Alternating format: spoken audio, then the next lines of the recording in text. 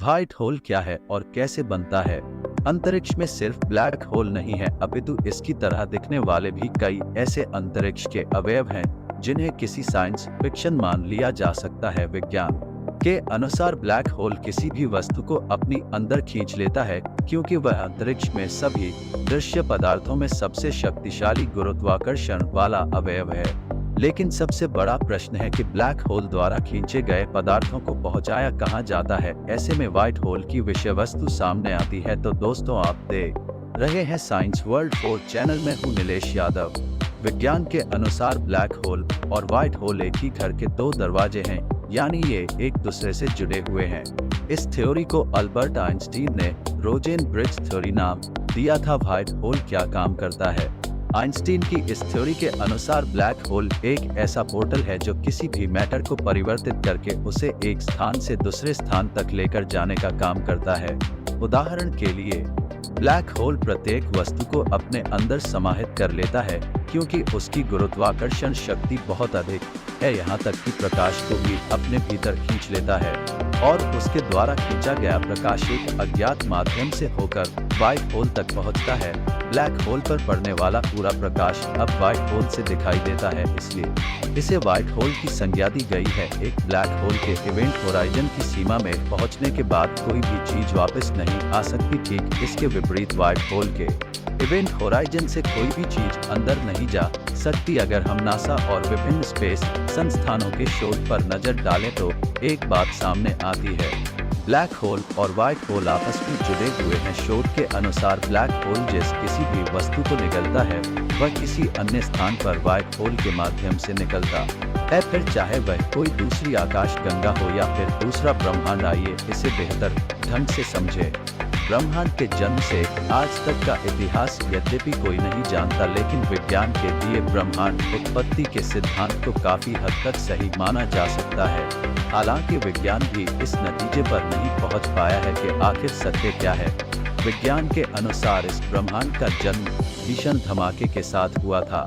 इससे पहले ब्रह्मांड सिंगुलैरिटी यानी इस ब्रह्मांड का समस्त द्रव्यमान एक बिंदु में समाया हुआ था और विज्ञान के अनुसार उस समय किसी भी विज्ञान के नियम और यहाँ तक कि समय का भी अस्तित्व नहीं था।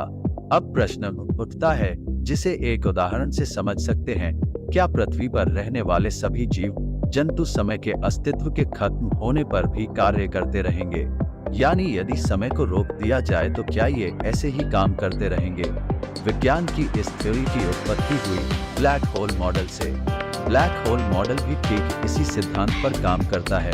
ब्लैक होल के अंदर समय का कोई अस्तित्व नहीं है। वैज्ञानिकों का यह भी मानना है कि ब्लैक होल के नजदीक समय धीमा होने लगता है और ब्लैक होल के इवेंट होराइजन यानी वह स्थान जहां से ब्लैक होल के गुरुत्वाकर्षण शक्ति का चरम शुरू होता है, उस स्थान से समय का कोई अस्तित्व नहीं है। इसके अतिरिक्त ब्लैक होल के केंद्र में ही यह सिंगुलैरिटी उपस्थित होती है जहां पर समस्त द्रव्यमान का निचोड़ स्थित होता है। किसी लंबी दूरी तक प्रकाश, ध्वनि या अन्य कोई संसाधन जब यात्रा करता है तो उसका द्रव्यमान या तरंग धीमी होती जाती है और अंततः ये समाप्त हो जाते हैं। ठीक उसी प्रकार ब्लैक होल के संदर्भ में समय भी धीमा होकर शून्य हो जाता है। ब्लैक होल अत्यंत भीषण गुरुत्वाकर्षण वाले होते हैं, यानी प्रत्येक वस्तु इनके अंदर पहुंचकर अपने सिंगुलैरिटी स्थिति में पहुंच जाती है। अब प्रश्न ये उठता है कि अत्यंत बड़े द्रव्यमान वाले पदार्थ जैसे तारे, ग्रह, उपग्रह आदि ब्लैक होल के अंदर समाहित कैसे हो सकते हैं, क्योंकि ब्लैक होल का आकार निश्चित होता है और इस कारण इसके अंदर इतना अधिक मात्रा में मैटर कैसे रह सकता है। इस तरह उत्पत्ति होती है व्हाइट होल के अस्तित्व की। क्या व्हाइट होल ब्लैक होल का दूसरा छोर है? विज्ञान के अनुसार व्हाइट होल ब्लैक होल का दूसरा हिस्सा है जो एक वर्म होल से जुड़े होते हैं, अर्थात ब्लैक होल के इवेंट होराइजन में कोई भी वस्तु पहुंचने के बाद वापस नहीं आती। ठीक उसी तरह व्हाइट होल के इवेंट होराइजन के अंदर कोई भी चीज घुस नहीं सकती। इसके अतिरिक्त व्हाइट होल प्रत्येक वस्तु को बाहर निकालता है और ब्लैक होल प्रत्येक वस्तु को अपने अंदर खींच लेता है। इस थ्योरी के अनुसार ब्लैक होल एक टेलीपोर्ट संसाधन भी कहा जा सकता है जो किसी भी मैटर को एक स्थान से अरबों प्रकाश वर्ष दूर किसी दूसरे स्थान पर पहुंचा सकता है। यहाँ तक कि किसी अन्य समांतर ब्रह्मांड में भी। पिछली शताब्दी में इस थ्योरी को अल्बर्ट आइंस्टाइन ने रोजन ब्रिज नाम दिया था, जिसका सिद्धांत भी ठीक ऐसा ही था। अभी तक टेलीस्कोप से देखे गए व्हाइट होल भी ठीक इसी थ्योरी पर ही काम करते हैं। व्हाइट होल किसी तारे से अरबों गुना चमकदार होते हैं और इनके अंदर से वस्तु बाहर निकलती है।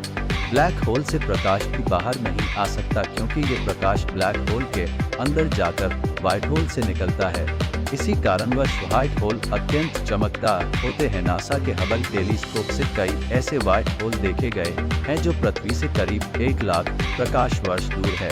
18वीं शताब्दी में जॉन मिशेल और पियरे साइमन लाप्लास ने एक थ्योरी देकर इस दुनिया को चौंका दिया था। उनके अनुसार अत्यधिक द्रव्यमान या अत्यधिक लघु पिंड वाले पदार्थ के गुरुत्वाकर्षण बल से कोई नहीं बच सकता, यहाँ तक कि प्रकाश भी नहीं। दरअसल उनके लघु पिंड का मतलब ब्लैक होल से था, जो अत्यंत भीषण गुरुत्वाकर्षण बल वाले होते हैं। और अंततः सन 1967 में जॉन व्हीलर ने इस विषय वस्तु को लेकर ब्लैक होल नामक शब्द का उद्धरण किया, परंतु यह सिद्धांत बाद में व्हाइट होल से जोड़ दिया गया है, क्योंकि यद्यपि ब्लैक होल आम जनमानस और फिल्म जगत के लिए एक साइंस फिक्शन या फैंटेसी जैसा है, लेकिन यह विज्ञान और इस ब्रह्मांड के दृष्टिकोण से अस्तित्व में है और इसका अस्तित्व विज्ञान के नियम को तोड़ता है। सन 1679 में एक महान वैज्ञानिक न्यूटन ने यह बात पूरे विश्व को बताई कि प्रत्येक पदार्थ के प्रत्येक अणु में आकर्षण बल होता है और वे एक दूसरे को आकर्षित करते हैं।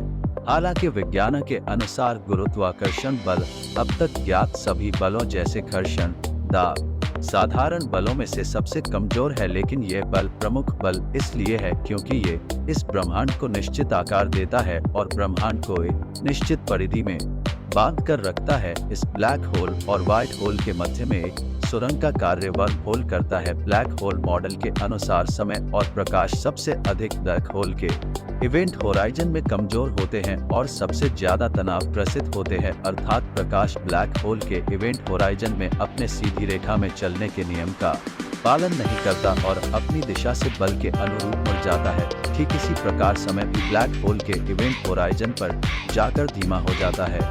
इसलिए वैज्ञानिक इसे समय यात्रा की संभावना के रूप में भी देखते हैं, समांतर ब्रह्मांड और ब्लैक होल। इसके अतिरिक्त यदि हम समांतर ब्रह्मांड थ्योरी को माने तो प्रश्न उठता है कि क्या प्रत्येक ब्लैक होल के निर्माण के साथ ही व्हाइट होल का भी निर्माण होता है और फिर ये एक दूसरे से संपर्क कैसे स्थापित करते हैं।